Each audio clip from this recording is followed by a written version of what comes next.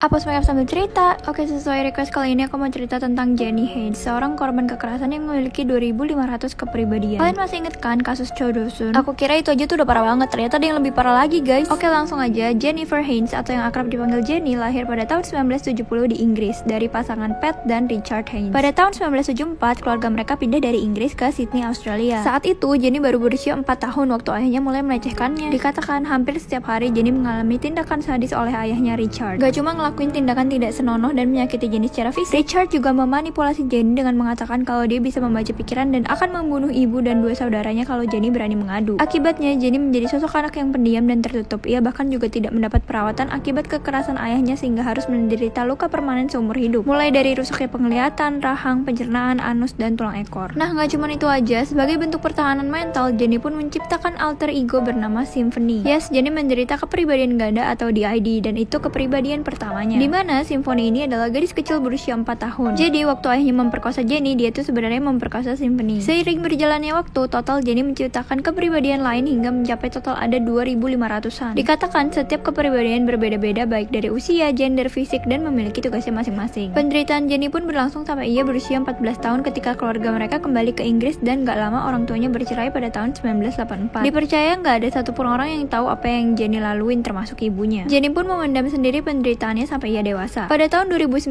barulah ia memberanikan diri untuk melaporkan kasusnya ke polisi. Tapi ternyata juga gak semudah itu. Hal ini karena bukti yang Jenny punya adalah memori dari kepribadian-kepribadian yang ada di dirinya. Dia menulis laporan secara detail tentang apa yang dia alami dalam 90.000 kata. Beberapa polisi nggak percaya atau merasa nggak sanggup karena terlalu traumatis. Sampai akhirnya dia ketemu satu detektif namanya Paul Stimulus. Paul adalah orang yang langsung percaya sama Jenny dan akhirnya ngebantu investigasinya. Perjuangan Jenny pun nggak sampai di situ aja karena butuh waktu 10 tahun sampai ia berhasil menjebloskan ayahnya ke penjara. Oh ya, Jenny sendiri tuh udah balik ke Australia dan bapaknya tuh masih di UK. Nah, pada 2017 akhirnya bapaknya baru berhasil dipaksa balik ke Australia untuk ngejalanin sidang. Pada Maret 2019, Jenny diizinkan untuk memberi kesaksian sebagai Symphony dan 5 kepribadian lainnya. Di antaranya ada Muscles, laki-laki 18 tahun yang memberikan bukti kekerasan fisik. Linda, seorang wanita elegan yang memberi testimoni tentang pengaruh kekerasan Richard terhadap kehidupan sekolah Jenny. Lalu ada juga Ricky yang bertugas untuk mengatur kepribadian mana yang akan keluar. Pada pengadilan itu sendiri hanya didengar oleh seorang hakim karena kasus ini dianggap bisa membuat orang trauma. Pada awalnya Richard Haynes menghadapi 367 dakwaan, diantaranya ada tindak pemerkosaan, penyodoman, dan serangan fisik. Pada hari kedua, ayahnya pun mengaku bersalah telah melakukan 25 pelanggaran. Bisa dibilang ini adalah kasus yang cukup bersejarah karena untuk pertama kalinya kesaksian dari berbagai kepribadian diakui oleh pengadilan. Akhirnya setelah perjuangan berpuluh-puluh tahun, Jenny mendapatkan keadilan. Pada 6 September 2019, ayahnya Richard yang berusia 74 tahun dihukum 45 tahun penjara. Gila banget sih kasusnya. Gimana guys menurut kalian? Next cerita apa lagi?